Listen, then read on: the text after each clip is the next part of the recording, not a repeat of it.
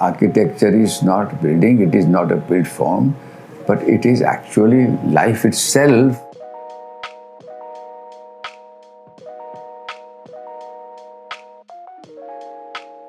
So yes, but do you mind talking about Le Corbusier? Corbusier's work was nation building. I followed Corbusier in many, many ways. And I remember the Corbusier comes with a little file like this, a folder, yellow folder, and on one side the program is written, Mill Owners Association, conference for 60, I have to do a conference room. And Corbusier comes and then he talks about, and he says, when people come, then they move like this, so maybe it's here. But where is the speaker? So the speaker is here, then there are people sitting here.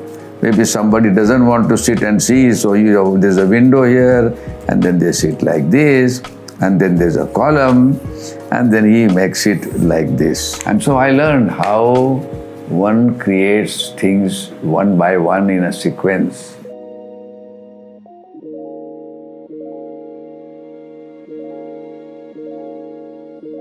If you are having your own identity, if you want to be what you are, and if you know what Indian aesthetics is and find a contemporary version of that, then you're already doing something, no? You're already creating your own ways of expression.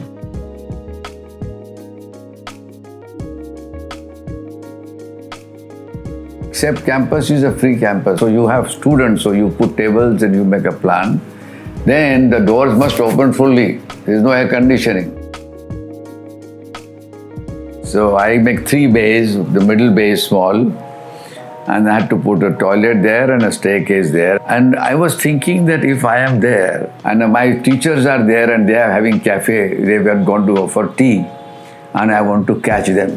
So I should be able to stand in the balcony above the staircase and call them. So that you can always look at trees. They were mango trees, 40 mango trees. Every mango which was dying, because of vibrations, I planted a neem tree. So the trees were very important. And that was a lower level and other was higher level. So if you combine the levels, you automatically get steps and you get those double heights.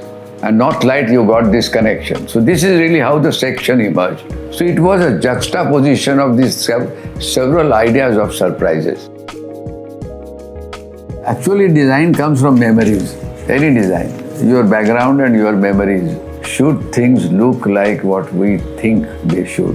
Second, do you really need to go the same straight way? Third one is that if you want, how do you get such beautiful light? Fourth one is, can I get the impression of the old city?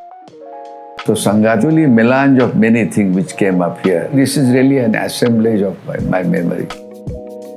Then I discovered that the best light is reflected light, like what you have now, where you don't get a hard shadow and the face or anything that you see looks very beautiful. So most important thing is, how do we get that light which is bouncing light, and can that light bounce on the walls and then create a glow of light?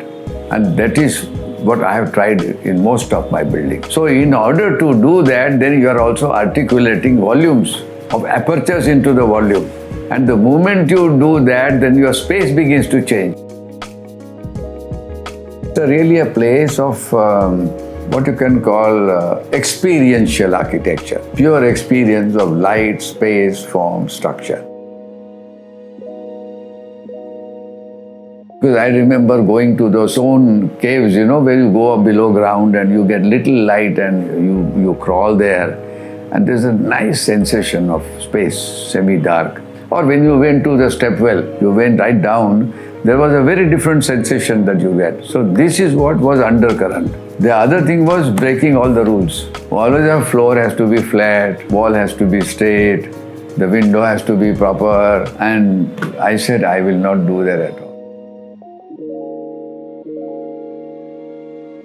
It took me 2 years to conceive the building, which has no definition. It's a fluid building. Then I wrote a myth about the ancient, Sheshnag, the tortoise, other things are below, and they are waiting for the cosmos to communicate. So if the signal comes, they will rise. So that is how that cobra is, and then the China mosaic. So what is architecture? Architecture is not a building. Architecture is a fluid symphony of spaces and light and volume.